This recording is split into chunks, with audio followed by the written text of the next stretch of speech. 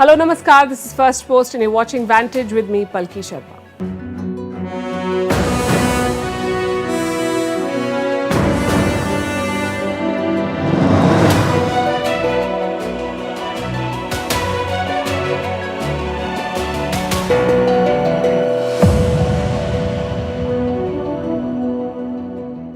Have you heard the story, The Sky is Falling? It's a nursery tale. Some versions have a rabbit, others have a chicken. They're hit on their head by an acorn and they assume it's the sky that is falling. So they run about screaming, the sky is falling, and cause a lot of panic and fear. Now here's the 2023 grown-up version of it. Nuclear catastrophe in Ukraine. It's in the headlines almost every month. Yes, there is a risk. A major nuclear power plant is in a war zone. That has to be a risk. But these repeated alarms from Kiev have not helped its own cause. At some point, the world will stop taking it seriously. This time they say Russia has planted explosives on the roof of the nuclear plant. We'll bring you the details and the reactions. Also, how India snubbed China at the SCO summit, why Americans don't feel proud to be American anymore, why the Netherlands is banning mobile phones from classrooms, why China faces the prospect of food shortages, and how the West reports riots in France differently from clashes in Asia and Africa. First up, the headlines. Israel bombs Gaza after withdrawing from Jenin. This is after rockets were fired from Gaza. Israel's two-day operation in the West Bank city of Jenin was its largest in the region in nearly 2 decades. China cancels a planned trip of Europe's top diplomat Joseph Borrell. He is the European Union's foreign policy chief and he was to visit next week. Beijing has given no reason for this cancellation. In India, political turmoil continues in the state of Maharashtra. The Nationalist Congress Party, or the NCP, is split wide open. Ajit Pawar says he wants to be chief minister. On Sunday, he joined the BJP-led government in Maharashtra. His uncle Sharad Pawar wants him disqualified for splitting the party. Meta agrees to work with Malaysia to tackle online scams. Kuala Lumpur had threatened the tech giant with legal action. They wanted Meta to remove quote-unquote undesirable content. Facebook's parent company also owns Instagram and WhatsApp. And after Vietnam, will the Philippines also ban the Barbie movie? Philippine senators called for a ban on the fantasy film. This row is over a scene which shows a map backing Beijing's territorial claims in the disputed South China Sea.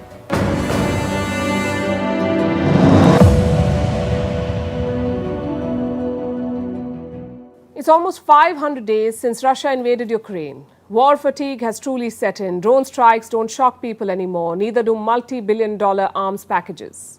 It's all become routine. But one thing still forces world leaders to sit up and take notice. The Zaporizhzhia Nuclear Power Plant. Here it is on the map. It is located in southern Ukraine. It is the largest nuclear plant in Europe, but right now it's under Russian control. Their soldiers captured the power plant around 16 months back. Since then, we have heard warnings after warnings. Russia will blow up the reactors, Russia will cut off water supply, Russia will sabotage the facility, but none of it has actually happened. On Tuesday, President Zelensky issued another warning. He says Russia has placed explosives on the roof of Zaporizhzhia. Listen to this. Now we have information from our intelligence that the Russian military has placed objects similar to explosives on the roof of several power units of the Zaporizhzhia nuclear power plant. It's probable they needed to simulate an attack on the plant, or they could have some other kind of scenario. And what is Russia saying? The very opposite. They claim Ukraine is planning to drop ammunition on Zaporizhzhia. But here's the thing about both these claims. A, there is no evidence. And B, we've heard too many of them before. In August last year, Zelensky warned of a nuclear catastrophe. He said Russia was using nuclear blackmail. In November, he warned of sabotage. The Ukrainian president urged NATO to protect the power plant. In March this year, he said Zaporizhzhia was being held hostage. Again, sort of blackmail. And in June, the president again warned of sabotage. These are just some of the major instances. Zaporizhzhia always figures in Zelensky's speeches and statements, and every time Russia has responded in the same manner. They've turned around and accused Ukraine. So what are both sides up to? In August and November last year, there was a real threat.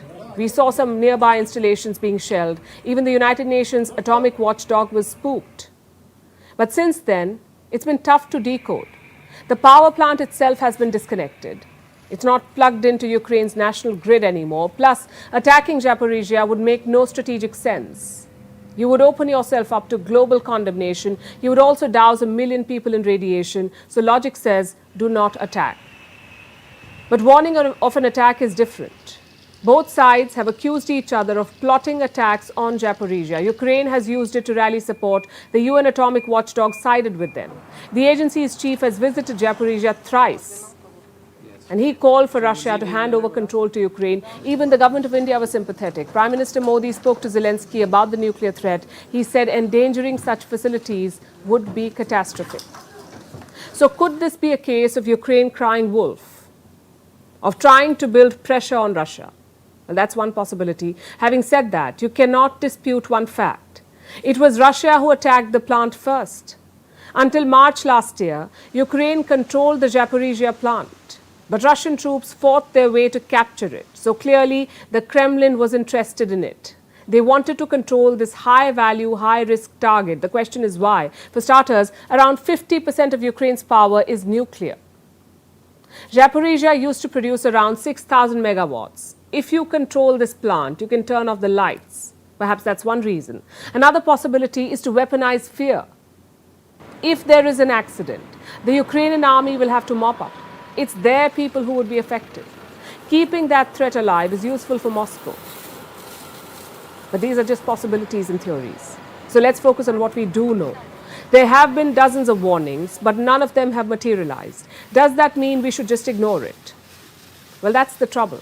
How do you ignore a nuclear plant in the middle of a war zone? Both sides know it's impossible. It doesn't have to be a planned attack or sabotage. It can be unintended, like a wayward missile cutting off electricity to the plant, or fatigue and mental issues of the local staff. That is even more likely and dangerous. Just yesterday, there were more drone strikes on Ukraine. Around 43 people were injured in the Kharkiv region. Kiev says there is a counter-offensive underway.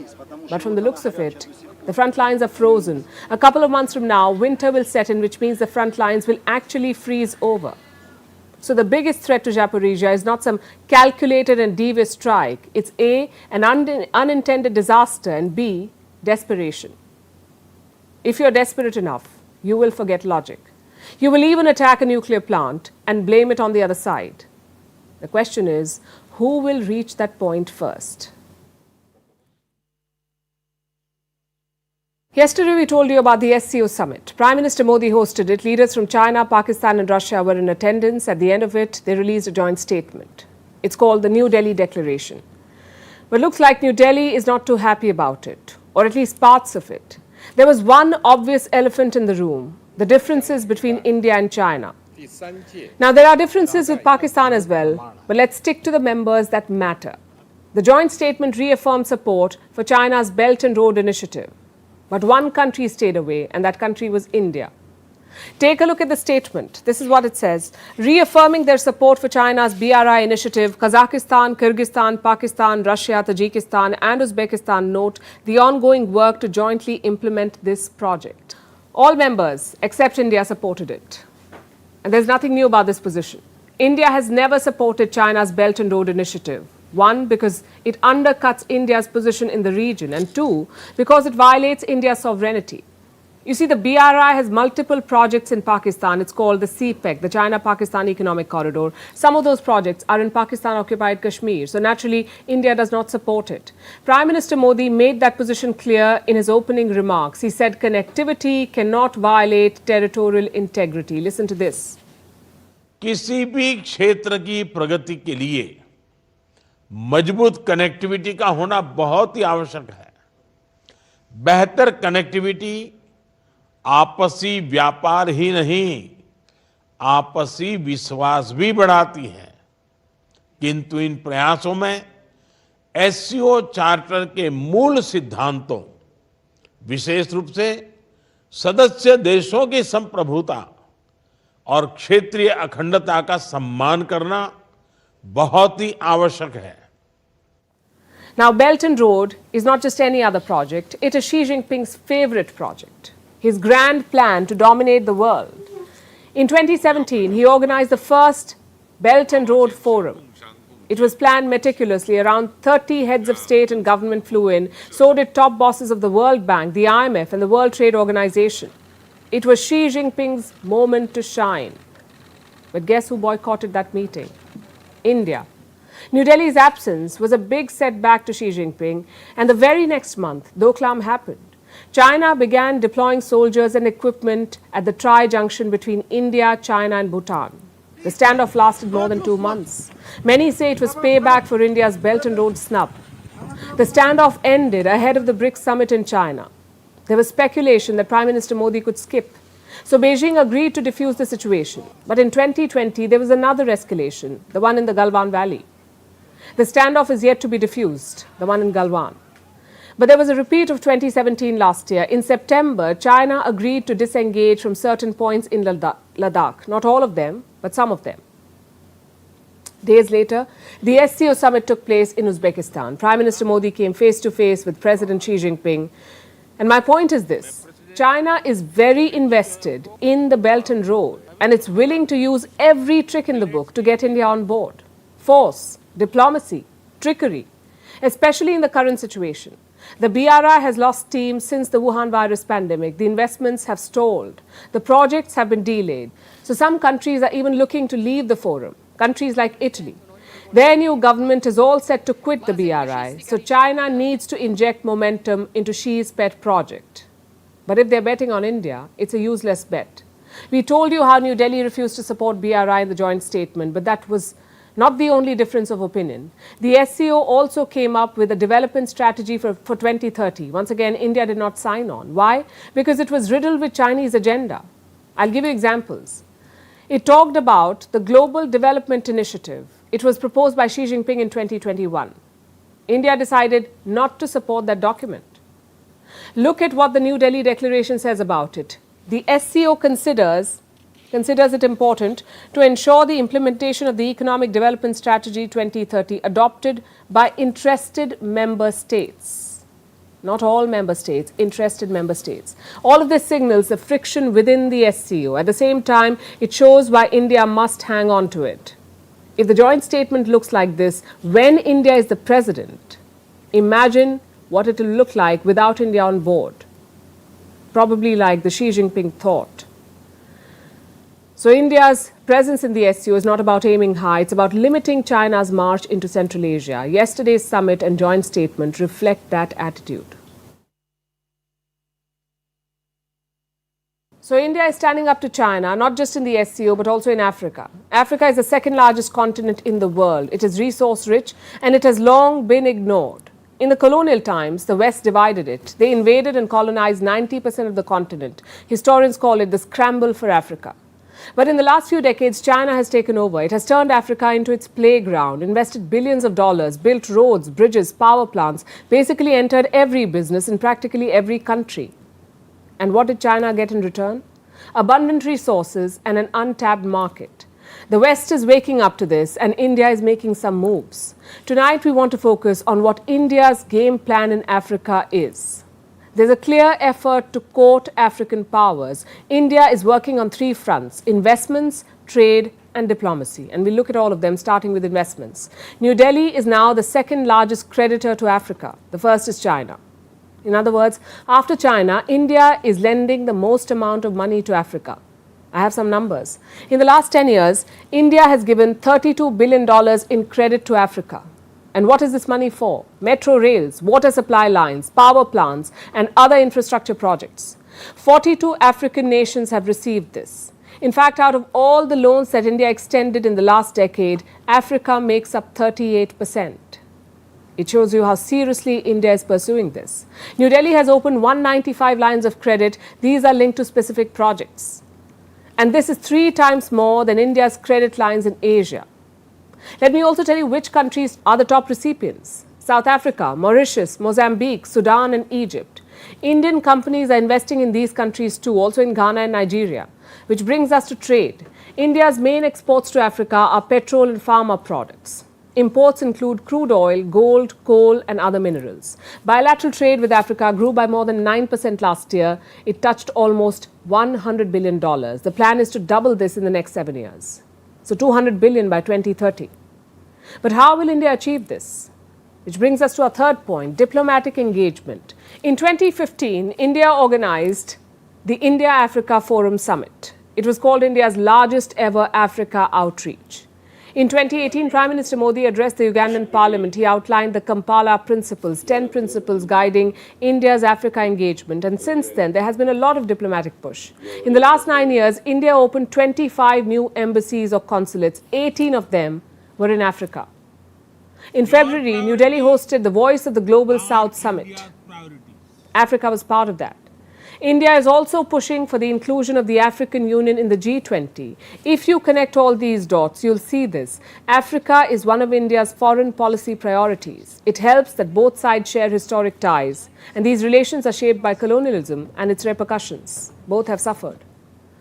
Both India and Africa also have a young demographic, quite a lot of potential, and a growing diaspora. Africa is home to about 3 million people of Indian origin. 1 million of them are in South Africa. So people-to-people ties already exist, which makes the partnership organic. But despite these convergences and India's push, it has a long way ahead, mostly because it made a late start. China saw Africa's economic potential long ago, and it got there first. The rest of the world, including India, is only playing catch-up. China is Africa's largest economic partner. Trade in 2021 was worth more than $250 billion. In the last decade, Beijing pledged more than $134 billion to Africa. $134 billion. That's 11 times what India has offered. China has also made early moves to tap mineral resources like lithium and bauxite. So like I said, a lot of catching up to do. Thankfully, the world is also realizing the pitfalls of Chinese loans. They almost took over the airport in Uganda. Projects with China end up compromising national assets. India can be a credible and reliable alternative. It should build on cultural and historical ties and stay the course on diplomacy. For starters, revive that India-Africa summit. The third edition, like we said, was held in 2015. Now is a good time to work on the next one. There's an old saying in journalism, if one person tells you it's raining and another tells you it's not, you're not supposed to report both sides. You're supposed to look outside and see for yourself. I'm afraid times have changed. Nowadays, journalists see what they want to see. Just look at the recent riots in France. We showed you the pictures on Monday. There were vehicles burning on the streets, police officers chasing and arresting protesters. It was clearly evidence of long-running problems in France, like racism or the backlash against immigration. But Western media did not see it that way. Look at this article in Politico. It's called The Politics of the French Riots. In fact, let me read out what it says. This is largely an insurrection without aims. The riots are, in a sense, anti-France. Thank God it wasn't in India or Bangladesh or South Africa, because then the riots would have been pro-democracy. Next, we have the Washington Post. They say the protests will create an opening for the far right. How about that? These people were outraged by systemic racism. They were fed up of being treated as second-class citizens, but when they protest, they're accused of helping the far right. Classy from the folks at Washington Post. Guardian also had a problematic take. Look at their headline. A grim tale of the growing gulf between haves and have-nots. They're calling it a class war. Maybe there is a class element to it. But shooting a 17-year-old at point blank is not just a class problem, it's a race problem. This was targeted racism. Guardian had no problem using such language about India. Look at their report on the Delhi riots. And let me quote that for you. The violence in Delhi is not a riot, it's targeted anti-Muslim brutality. I have more examples for you. The New York Times is calling this a new challenge for Macron. They're not blaming his policies for it, they're simply calling it a challenge. Wall Street Journal is not even concerned about the protests, they're worried about the French cops. Look at two of their reports. French riots test Macron's loyalty to police, as if that's the bigger issue here. Another headline says, behind the riots lie years of anger over police conduct. So it's not systemic racism, it's not anti-immigration sentiments either, it's all about police conduct. The New York Times has said the same thing. French police won authority to shoot at drivers but got no training whatsoever. Do you really need training for that? Not shooting 17-year-olds comes naturally to most people. I guess in France you have to be taught. Now compare this to how they cover Indian police. Look at the same New York Times during the Delhi riots, and I'm quoting, how Delhi's police turned against Muslims. A few anecdotes, a handful of statements, and job done. The NYT published a smear piece on Delhi police, but in France it's all about the lack of training. You can understand what the strategy is here. Don't blame the leader, don't blame the institutions, instead blame complex issues like class and history. But elsewhere it's the opposite. Let me also show you another set of headlines. This is from Le Monde. It's a French newspaper. India's Modi fails to respond to an outpouring of hatred against Muslims. They're going straight after the head of government. Now look at their coverage of Macron. Riots in France, Macron bases three-stage response on empathy, firmness, and a moral jolt. I guess arresting 3,000 people is empathy. And so is suggesting that social media should be limited. The fact is, social media can inflame such situations. But when other governments do it, it is draconian. When Macron does it, it's a moral jolt, whatever that means. And it's not just India. The Western media does it with most Asian and African leaders. Look at Politico's headline on Bangladesh. Does Bangladesh's Prime Minister still believe in democracy? Again, a direct attack on the head of government. A couple of reports questioned the arrest of government critics, so Politico ran this headline. And we're not saying it's a bad headline. We're saying do the same for France. The Western media has been handling France with kid gloves. No explosive headlines, no incisive editorials. It's all been rather nice and polite. The New York Times even ran this informative report. Traveling to France, here's what you need to know about the protests. Such coverage comes from inherent racism. Any unrest in the West is an anomaly for them. But any unrest in Asia or Africa is the norm, and most likely the government's doing. The result of state-sanctioned oppression, as they put it. The United States is celebrating July 4th, its Independence Day. In 1776, America became independent on the 4th of July. And since then, it has been one of the biggest holidays, a day of fireworks, hot dogs, and patriotism. But not this time. This time, Americans are low on morale. They don't seem as proud of their country. This is according to a new survey, and the findings are hardly surprising because the US as a country is at a crossroads. Mass shootings have become an everyday affair. Women no longer have rights over their bodies, and the United States is more divided than ever before. So what's there to celebrate? Here's a report. It's the 4th of July in America, a day of fireworks, parades, and patriotism. There are hot dog eating contests, key lime pie tournaments, and mass shootings. Not one, but 3 mass shootings. In Philadelphia, Baltimore, and Fort Worth, 10 people were killed, 38 injured. And the president repeated his same message again. But Congress needs to step up, pass common sense gun safety laws to protect our kids and educators. And by the way, arming teachers is not the answer. Arming teachers is not the answer. Banning assault weapons and high-capacity magazines, extensive background checks, they're part of the answer. They'll make a big difference. The motives are unclear, but it looks like even on July 4th, America could not let go of guns. Come to me, hands up, keep coming. So what's there to celebrate? Is it the mass shootings? There have been 340 so far this year.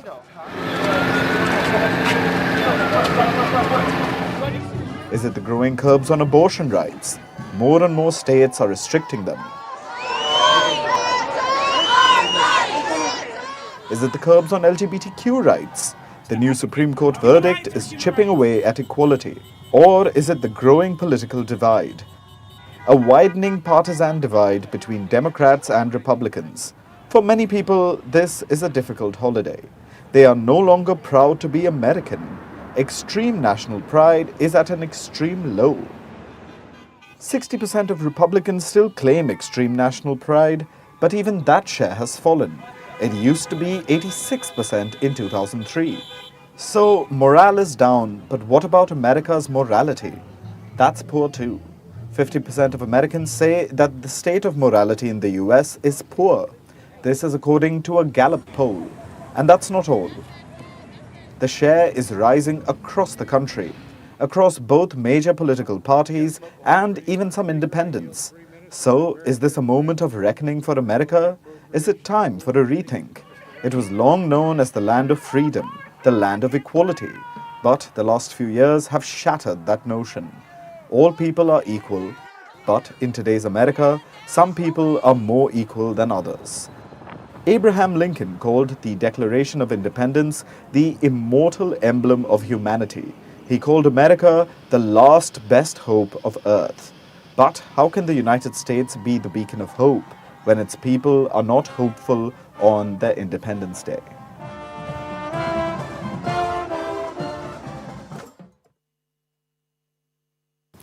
Money has long been an inspiration for many artists. Pink Floyd called it the root of all evil. Wu-Tang Clan rapped, "Cash rules everything around me." But superstars aren't just happy with singing about money or making money by singing, they strive for more. Sometimes they move economies with their vocal cords. And the biggest example of this is Taylor Swift, the iconic American singer. She's one of the highest paid entertainers in the world, and she is on a world tour right now, the Eras Tour.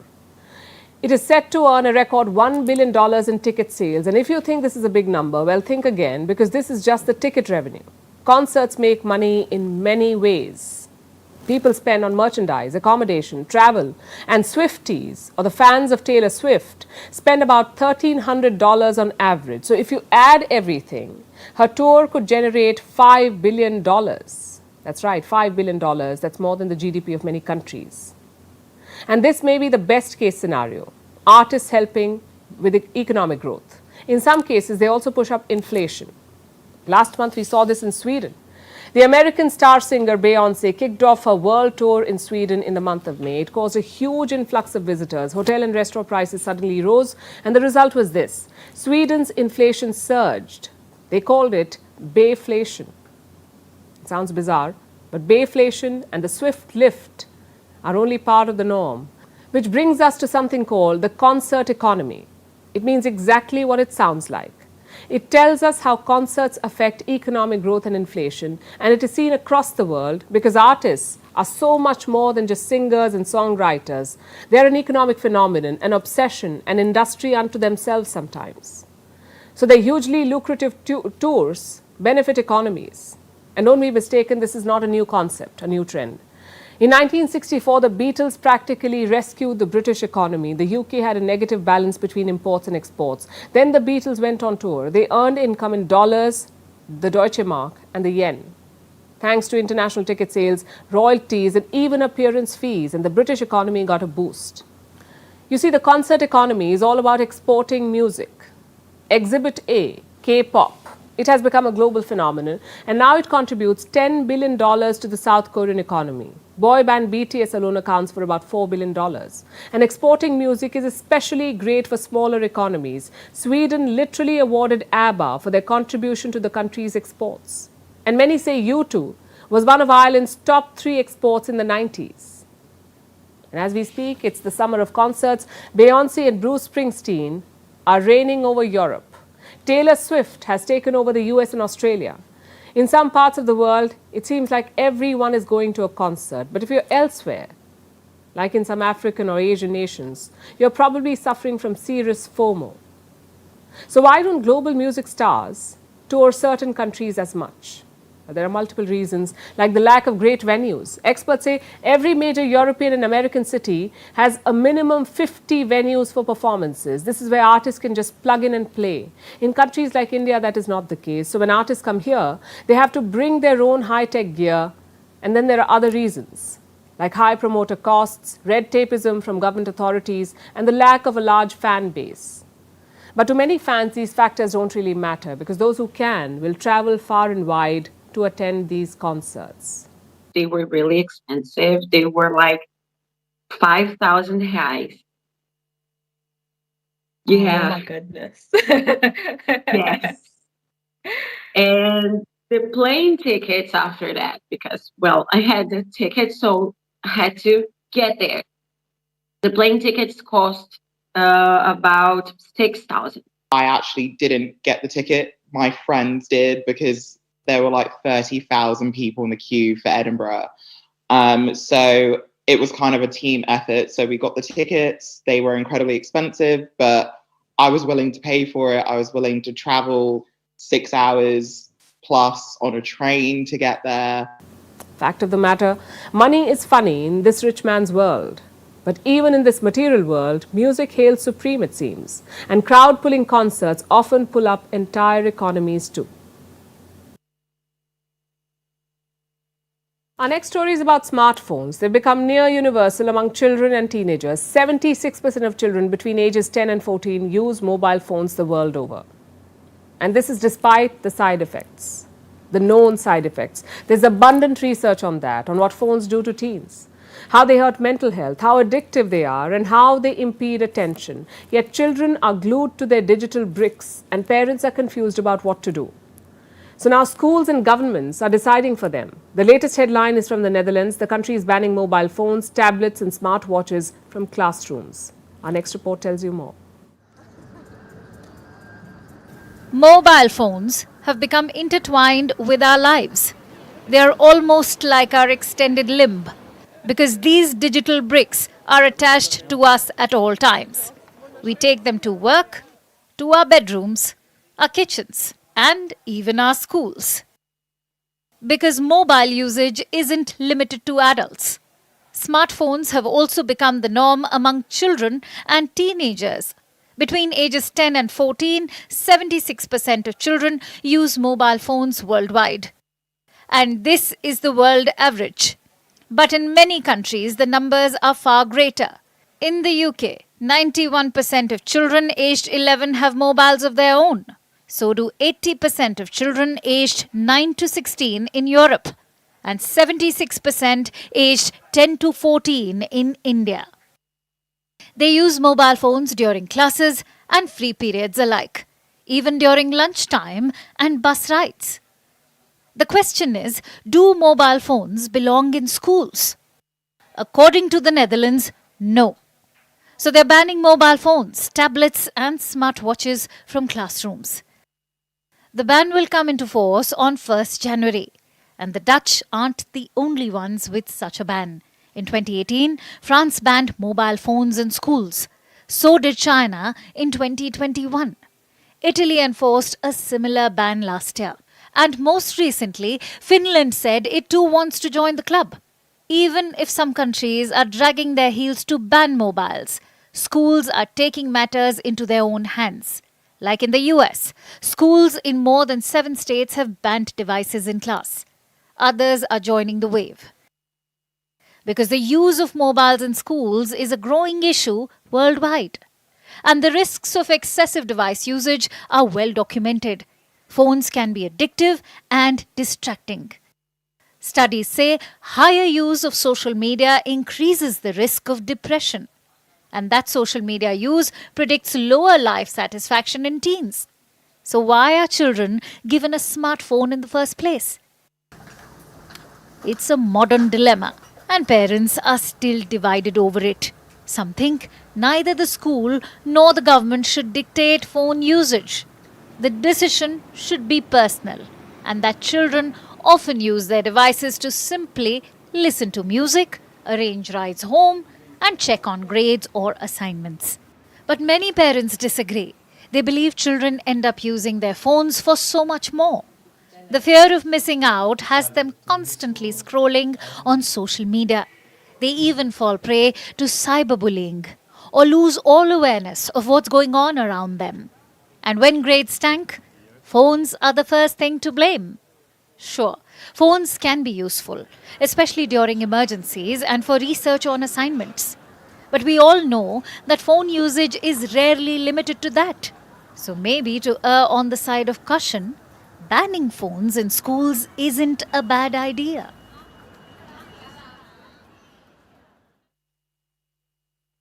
Our next story is from China, and it's a story that writes itself. Look at the pictures. This is what parts of China look like. What you see right now is Chongqing in central China. It has seen very heavy rainfall in the last few days. At least 15 people have died. Some others are still missing. The streets are inundated. Cars have been submerged. Rainwater mixed with mud has painted the streets brown. Several counties in this region have issued red alerts. This is one of the worst affected areas in China. Look at this video. It shows rain causing a building to crumble.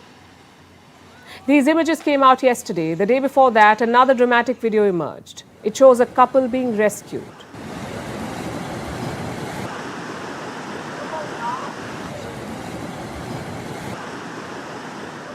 This was from China's Henan province. Rains are battering almost every part of the country. They're causing heavy losses.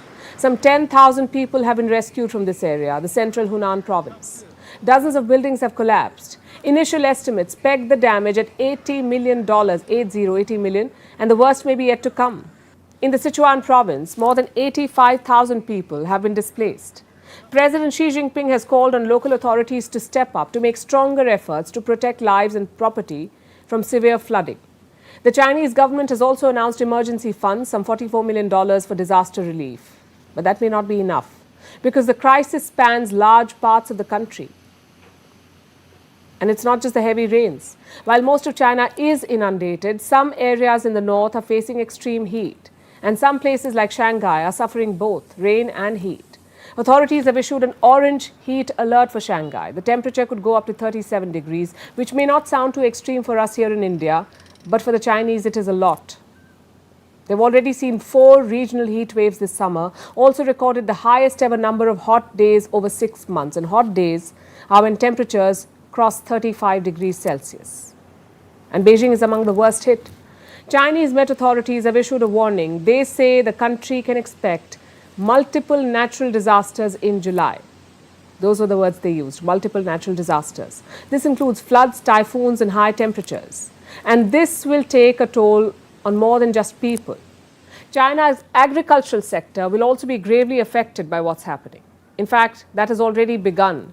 The rains have disrupted wheat harvests. The kernels are turning black and unfit for consumption. Officials say this is the worst setback for the wheat harvest in a decade.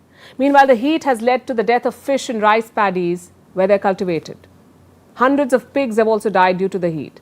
It's been so bad that authorities have had to splash water on pigs being transported to prevent heat strokes. So both grain and meat production has been hit by the extreme weather, and this will affect China's food security. Remember, food security is central to Xi Jinping's policies. He's been trying to make China completely self-sufficient in food, so much so that he's been accused of hoarding food during the pandemic. But repeated climate disasters are denting his plans, because this is not the first such flood. Of late, China has been seeing heavy rains and extreme weather every summer. You may remember this from 2021. More than 300 people died in floods in just the central province of Henan.